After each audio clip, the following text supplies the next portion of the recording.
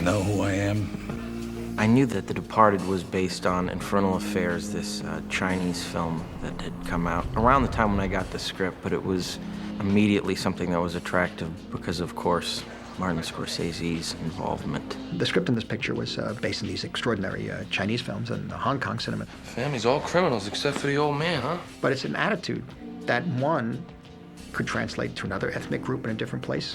And so for me, it's more about the people and more about the attitude of life, the philosophy of life that they have. They would say we could become cops or criminals. What I'm saying is this: when you're facing a loaded gun, what's the difference? It is a gangster movie, but it deals with a different sort of set of circumstances in a completely different environment. Yeah, well, that's it, basically. He's made all these kinds of movies throughout his career. He's the king of movies like this.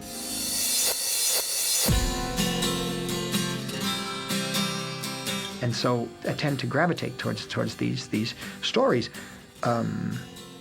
It's just turned out that way. Although if you look at the amount of pictures I made, there's only about 5 of them out of 20 pictures that are dealing with that world. But apparently they get a lot of attention.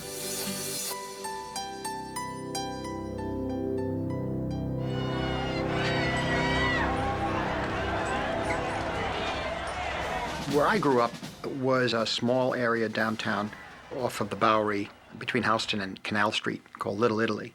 And all the Italians that migrated there from the 19th century and the beginning of the 20th century couldn't take advantage of the opportunities a new country afforded you, particularly this country, because of the nature of who these people were. They had to walk a line without education, living in their neighborhood, not knowing any English, speaking very little English. When we talk about Martin Scorsese, you have to start with his upbringing in Little Italy. It was a tightly knit immigrant community where the people did not entirely trust the establishment. The sense of morality came mainly from the family. There were a lot of really hard-working stiffs, like my father and my uncles. They all went to work. And my father was sort of always walking the line between being very respectful towards certain kinds of people and living a normal life. They worked out their own system, and a lot of this was coming from the villages, in the tradition of village elders. A village elder would come in, help alleviate a problem between a father and a daughter, a son-in-law and a father-in-law, and this sort of thing. Ultimately, I would think, and I'm not a total authority on this, but a lot of these power structures were set up within what became organized crime. You gonna pay? Just give us the fucking money! I think it's been well established that Marty has a beyond working knowledge of organized crime and the mafia from where he grew up in New York. There were the kids who were sort of being primed to go into organized crime. Never rat on your friends, and always keep your mouth shut. That we kind of were friends with, but didn't really go along with. And I was sort of one who was going back and forth to these different groups and became like an observer and sort of lived by my wits because of my asthma. I couldn't run, I couldn't fight, I couldn't do anything. Basically, they kept me in the school. I went to movie theaters, and they kept me in the church. So I was considered like this sort of a freak that was kept in the corner, and yet I was able to still bounce back and forth between these different groups and live these lives. Ultimately, it's reflected in Mean Streets, really, myself and my friends. Listen, Tony, I gotta borrow your car. We ought to take a ride. We shouldn't be around here now. Okay. Don't go driving around. Go to a movie or something. This is no good. All right? You know what I mean? This is his life. Basically, the Harvey Keitel character, this tortured Italian Roman Catholic who wants to do something good in his life and doesn't know how because the people that he lives with live by a code of the street. You live with it. You live with that violence. You don't... The thing to do is not to get in the violence or not to be the subject of the violence.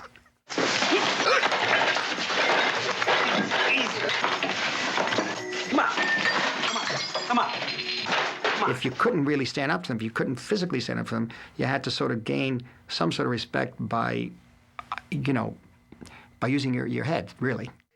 When you look back on Scorsese's influences, he's growing up, he's watching movies all the time, and movies, as a child, were really something exotic, took him to another place, and really interesting, maybe even evil, maybe violent things were going on. my fondest memory is my father taking me to see a double bill of Public Enemy and Little Caesar. Public Enemy, directed by William Wellman, Jimmy Cagney, and Little Caesar, directed by Mervyn LeRoy, starring Edward G. Robinson. Sam, you can dish it out, but you're getting so you can't take it no more. You're through. My father liked the Warner Brothers pre-code pictures. Warner Brothers was always tougher with their genre pictures. Even if there was Angels with Dirty Faces, they were still tougher. So the movies he's attracted to tend to be movies like White Heat. I love you, Cody. I love you. Let Ma die. No. Yeah. Didn't even raise a finger to help her. You just stood there and watched Big Ed kill her. Like Public Enemy. You dirty double-crossing. In Public Enemy, William Wellman did something very special. He got an okay from the studio to make the picture as tough as possible.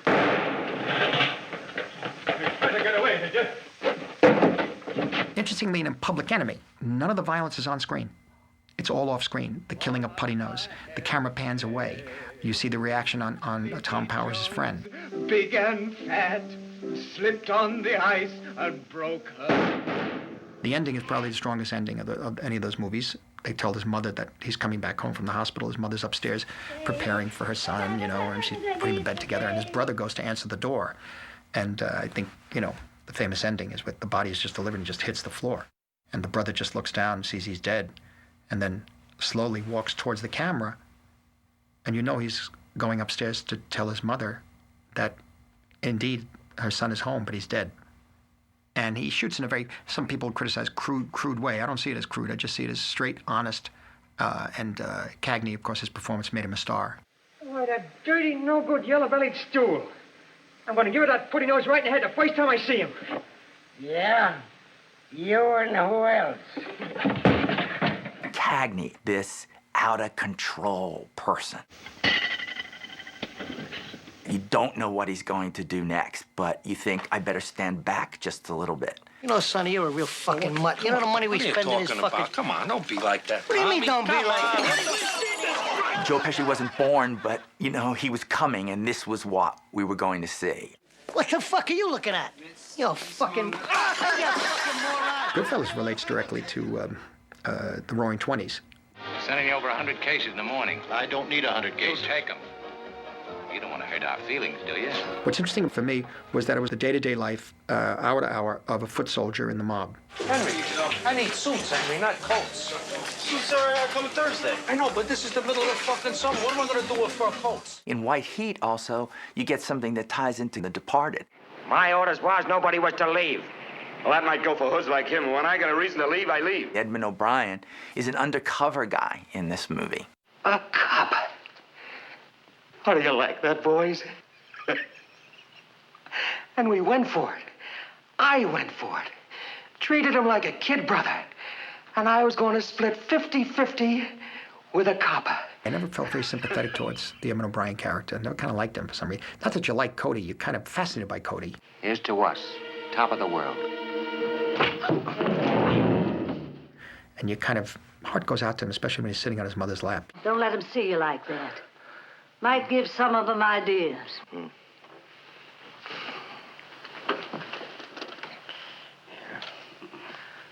Always thinking about your Cody, aren't you? But he's a monster. He's played by Cagney. How you doing, Parker? Stuffy in here. I need some air. Oh, stuffy, huh? I'll give it a little air. You can't help him when people like that play those parts. You're attracted to that guy, that character. Catch. And that is what Scorsese's feeling too. He wants that energy for this madness. He's attracted and repelled at the same time. The other one was interesting is Scarface with Paul Muni. Listen, little boy. In this business, there's only one law you gotta follow to keep out of trouble. The film was very beautifully made, and part of the game that they played in the film was that when anybody was going to be killed, there was always an X in the frame somewhere. Tony, don't! Tony!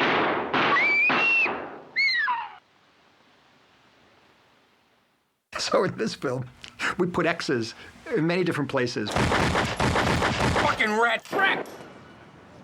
That's a direct reference to Scarface, more for fun and for those who know.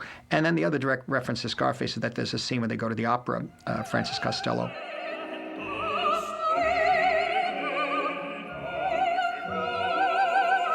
That's a reference to Paul Muni in Scarface, because every time he went to kill somebody, he whistled the sextet from Lucia, and you knew somebody was going to get killed.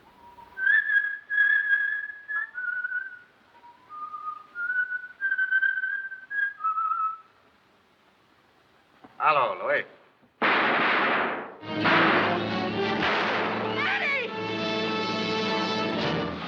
I ain't so tough. What I saw in those movies was the rise and the fall. The fall was most important.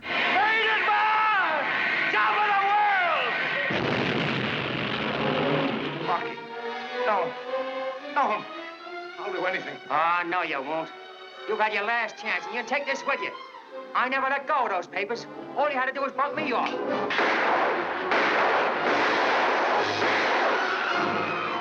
Particularly people who were, in a way, had some of their lives dictated by people like this. At a certain point, it's like watching the fall of a king. The king may have been benevolent to you at certain times, but they still have the power over you. And they are human, and they will fall.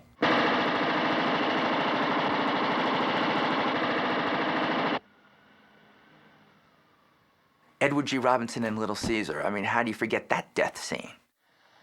Mother of mercy. Is this the end of Rico? Cagney and Bogart died in those movies. There was no happy ending and the ribbon tied up and over. He used to be a big shot. These are major influences on his career, and I think good influences, because it's too easy today in a formula-based Hollywood to just turn out the same thing over and over again. That ain't our beer. These are the people he knew on the streets. You're yellow.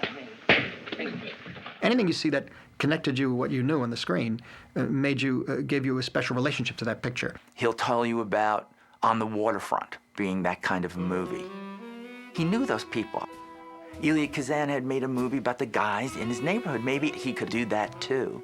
This was an explosion of something happening in American society that was just bursting out. A new kind of reality found itself on the screen.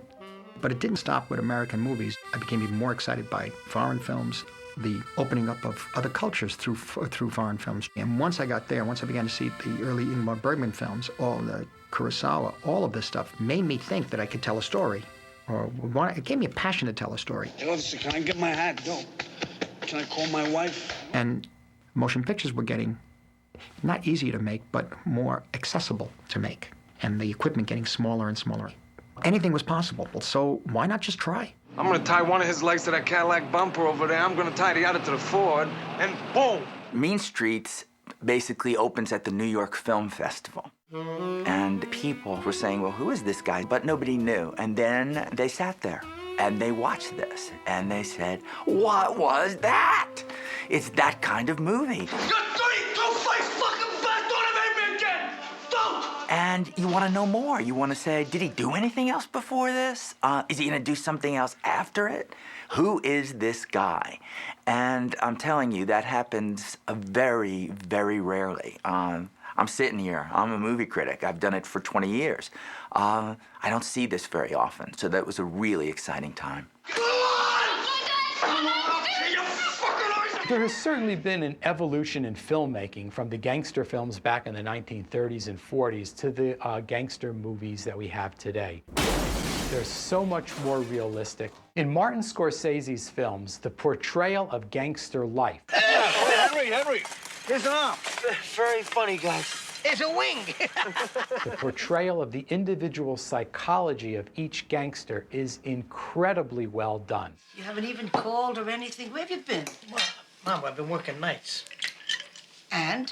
Well, tonight we were out late. We took a ride out to the country, and we hit one of those deers. That's where the blood came from, I tell you. Whether he goes back in time in Gangs in New York, or whether he's bringing a contemporary story to life, as in The Departed, he always tells the truth, and sometimes it's pretty brutal. The violence in my movies, it's kind of matter of fact, and it's not glamorized. What do you want, fucko? You want some? Huh? Oh, hey!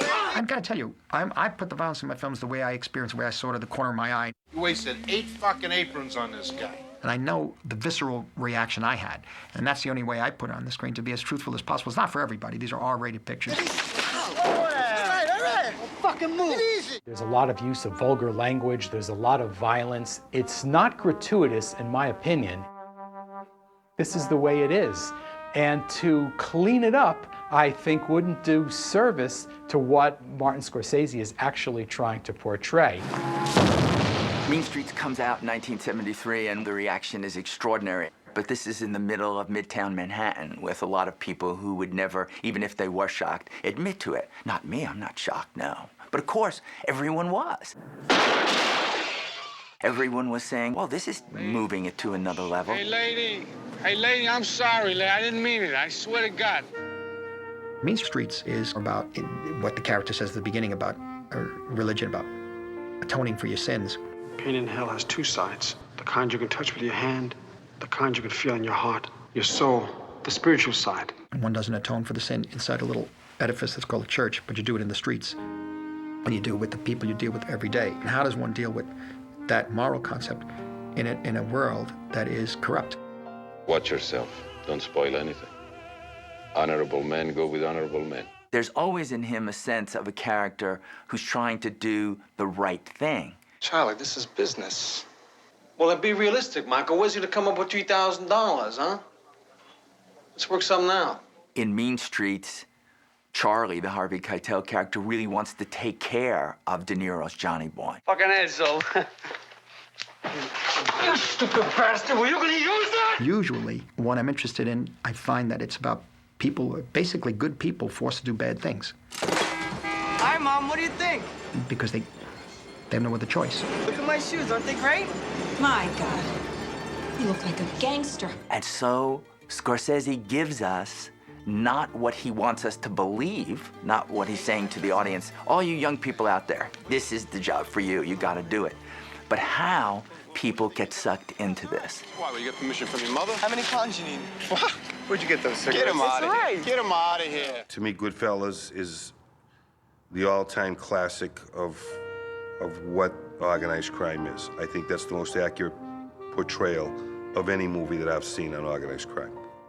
You know, Goodfellas comes out in 1990, and whenever there's a mob movie of any kind, it has to come up against The Godfather, and people saying, well, you know, wasn't The Godfather the ultimate mob movie? Well, it may be, but The Godfather in many ways is romanticized. Very, very few mobsters wind up like Vito Corleone in The Godfather.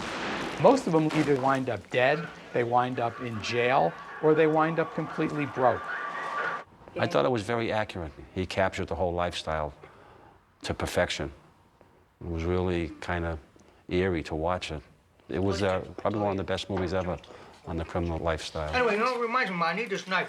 I'm gonna take this, it's okay? Okay, yeah. I just need it for Bring a it while. back, though, you know. It captures the venality of these guys. Obviously, the Joe Pesci character, and that was a sociopath. Pesci was brilliant, and is always brilliant, in depicting this particular type of individual. I used to call him Spit Shine Tommy. I swear to God. Oh, he'd make your shoes look like fucking mirrors. Who has deep feelings of inadequacy. One more shines, Billy.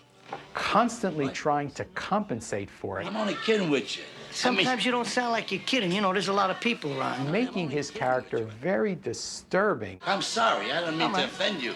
I'm sorry, too. It's okay. No problem. Okay, salute.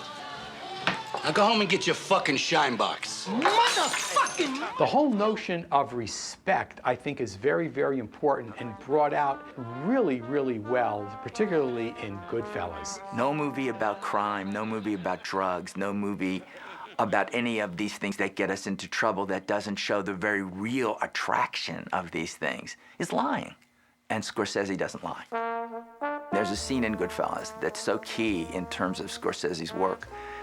And it's not just technically one of the great scenes, although it is, but it's more than that. It's about the attraction, and it's the scene in which Henry Hill takes his girlfriend to the Copacabana in New York, through a side door, down a very dark tunnel, into what seems like the most glamorous version of hell I would ever see in movies. He's in a gang that takes care of him, makes sure he does get to the Copacabana when he wants to impress a girl. What do you do? What? What do you do? I'm in construction. Casino set in Las Vegas, which I think is every mobster's dream of what their life may have been back on the mean streets of New York. It's gambling, it's women, there's violence always, but the sense of, I could hit the jackpot. In The Departed, we're looking at something a lot less glamorous. The Irish mob in Boston. I ain't gonna hurt you. I actually get the sense that he wanted to portray this in the most accurate manner to his audiences. When you're working with somebody that is as intense and passionate about what they do and works on a certain level of, I don't want to say perfection, because what is perfection, but when somebody is a perfectionist like he is, it ramps everything and everyone around you up to a different level. One day in particular, we've been filming from early in the morning, and there was a scene that occurred. Martin Sheen hands Leonardo a slip of paper, presumably with an amount of money on it, and Leo nods his head in an affirmative manner. We have a question. Do you want to be a cop, or do you want to appear to be a cop? After several shoots, Martin says, "Cut, get Duffy up here." He said, "How much should we pay him?" I'm thinking of paying him $25,000. I asked if it was a one-time payment or was Leo going to be set for life. He said, no, this is a one-time payment. I said, all right, why don't we give him $100,000? He says, no, that's too much. I'm not paying him $100,000. I said, all right, let's give him 50. We'll split the difference. He said, okay, we'll give him 50. So what do I do? There's money behind this operation. You won't be paid as a regular cop, but there's a bonus involved. Tax-free. The fact of what he's paid is never revealed in the movie. The audience never knows. It's irrelevant, but in Martin's mind, he had to know at that moment what was real and what wasn't real. Do you know who I am? No. The Departed depicts gang life in an Irish ethnic enclave. I love the dear silver that shines in her hair. I love the dear fingers that I'll warm for me. The important thing to remember is different ethnic gangsters are all the same in terms of their psychology, but they bring their ethnicity with them. You want me to catch a beating? I'm gonna catch a beating if I go back again like last week. See this guy? You see this guy? This guy don't want you to have the money. It felt really weird to have Marty watching that scene where I beat up two Italian guys, which I found very sacrilegious. It's a completely different environment. It's a completely different world. This is the sort of Irish underworld, you know? You fellas come from Providence? If there's any business where we come from, is it? Delivering cannolis or something?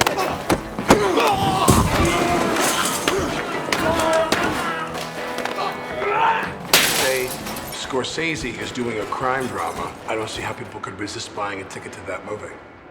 So when you say Scorsese and crime drama, that seems to be enough. It's every actor's dream to be able to be on one of his sets. I learned a lot watching him shoot this and watching him decide how he was going to shoot it. That point. Cut. That point, the guys come out. He's always going to give us another side of it or show us another side of how the mob operates. Scorsese is always the kind of director that's going to say, you don't know you want this yet, but I'm going to show you, and it might take me 3 movies until you realize it, but you will. And that's something to be admired.